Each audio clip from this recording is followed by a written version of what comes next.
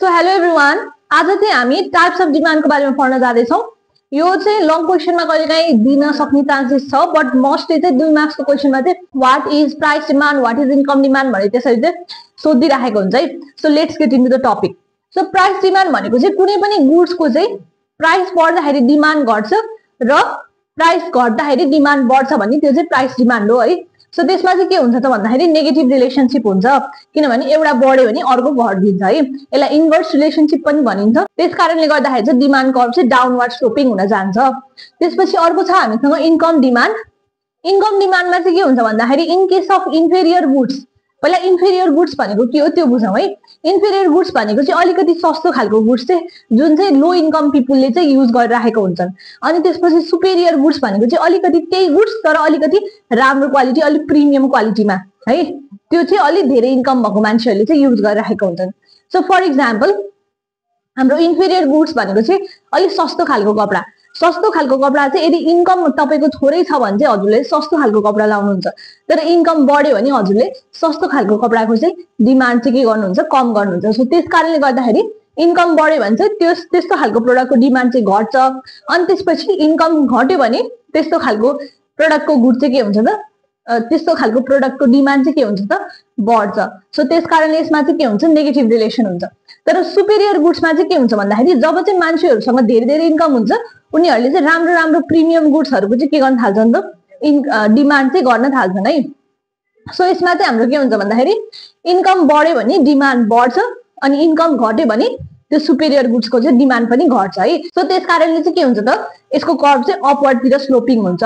हाम्रो चाहिँ जब चाहिँ नेगेटिभ रिलेसन हुन्छ तब चाहिँ कर्भ डाउनवर्ड स्लोपिङ हुन्छ, जब पोजिटिभ रिलेसन हुन्छ तब चाहिँ के हुन्छ त, कर्भ अपवर्ड स्लोपिङ हुन्छ है। अर्को छ हामीसँग क्रस डिमान्ड।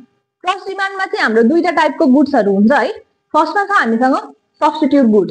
सब्स्टिट्युट गुड भनेको चाहिँ एउटा गुड्सलाई चाहिँ अर्को गुड्सले सब्स्टिट्युट गर्न मिल्ने। जस्तै कोक छ भने त्यसको सब्स्टिट्युट के हुन्छ त, जस्तै कोक छ भने त्यसको सब्स्टिट्युट के हुन्छ त, पेप्सी हुन्छ नि त। सो यदि मान्छेहरूले कोकको प्राइस चाहिँ बढ्यो भने मान्छेहरूले चाहिँ पेप्सीको डिमान्ड गर्न थाल्छन् होइन, कोक अलिक खान छोड्छन्। त्यस कारणले गर्दाखेरि चाहिँ त्यहाँ के हुन्छ त, पोजिटिभ रिलेसन हुन्छ। त्यस कारणले गर्दाखेरि चाहिँ प्राइस अफ एक्स भनेको हाम्रो इक्जाम्पल, कोकको प्राइस चाहिँ बढ्यो भने त्यति बेला के हुन्छ त, डिमान्ड अफ वाइ, पेप्सीको डिमान्ड चाहिँ के हुन्छ त, बढ्दिन्छ। अनि त्यस्तै गरेर प्राइस अफ एक्स घट्यो भने भनेको कोकको प्राइस चाहिँ घटिदियो भने त्यति बेलामा चाहिँ डिमान्ड अफ वाइ भनेको पेप्सीको डिमान्ड पनि के हुन्छ त, घट्छ। So this is the case of substitute goods.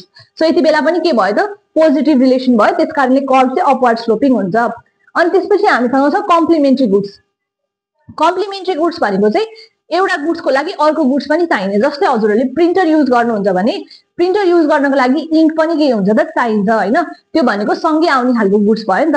त्यस कारणले गर्दाखेरि चाहिँ यदि इङ्कको प्राइस बढ्यो भने प्रिन्टरको पनि के हुन्छ त, डिमान्ड घट्छ। त्यस कारणले गर्दाखेरि प्राइस अफ एक्स बढ्यो भने भनेको प्रिन्टरको प्राइस बढ्यो भने के हुन्छ त, डिमान्ड अफ वाइ, इङ्कको डिमान्ड चाहिँ घट्छ। अनि त्यसपछि प्राइस अफ एक्स घट्यो भने भनेको प्रिन्टरको प्राइस घट्यो भने त्यति बेलामा के हुन्छ त, डिमान्ड अफ वाइ भनेको इङ्कको डिमान्ड चाहिँ के हुन्छ, बढ्छ। सो अब जस्तै हामीले एउटा इक्जाम्पल हेर्न सक्छौँ। जस्तै प्रिन्टर सस्तो भयो भने मान्छेहरूले प्रिन्टर चाहिँ के गर्न थाल्छन्, धेरै धेरै किन्न थाल्छन्। अब प्रिन्टर किनेपछि इङ्क पनि चाहियो होइन, इङ्क चाहिएपछि के हुन्छ त, इङ्कको पनि डिमान्ड चाहिँ बढ्छ। त्यही भएर प्रिन्टरको प्राइस घट्नु भनेको इङ्कको पनि डिमान्ड चाहिँ के हुँदो रहेछ, बढ्दो रहेछ। So this is the case of complementary goods है। सो यति बेला चाहिँ के हुन्छ त, इन्भर्स रिलेसनशिप हुन्छ। त्यस कारणले हाम्रो कर्भ चाहिँ डाउनवर्ड स्लोपिङ हुन्छ है। सो अर्को हामीसँग छ जोइन्ट डिमान्ड। जोइन्ट डिमान्ड भनेको के हो भने demand for several goods and services to fulfil a single purpose. भनेको यदि हजुरहरूलाई चाहिँ जस्तै मानौ चिया बनाउन छ है, हजुरको प्रपोज चाहिँ चिया बनाउने हो भने हजुरले चिनी पनि किन्न पर्यो, चियापत्ती पनि किन्न पर्यो, मिल्क पनि किन्न पर्यो। भनेको तिनटैको डिमान्ड चाहिँ के को लागि हो त, एउटा प्रपोजको लागि हो।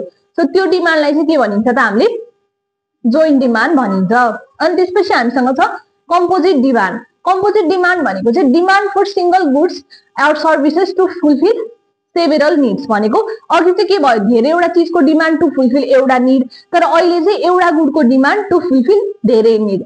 जस्तै हामीले इलेक्ट्रिसिटीको डिमान्ड गर्छौँ नि, इलेक्ट्रिसिटी हामीले के को लागि डिमान्ड गर्छौँ त, लुगा धुनलाई वासिङ मेसिन चलाउनु पर्यो, खाना पकाउनलाई राइस कुकर चलाउनु पर्यो, पानी तताउनलाई पानी तताउने भाँडा चलाउनु पर्यो। सो धेरैवटा हाम्रो चाहिँ के हुन्छ, धेरैवटा निड्स हुन्छ नि, त्यो निड्सहरू पुरा गर्नलाई चाहिँ हामीले एउटा मात्रै गुड्स डिमान्ड गर्छन्, that is known as the composite demand. So अर्को छ इन्डाइरेक्ट अर डिराइभ डिमान्ड।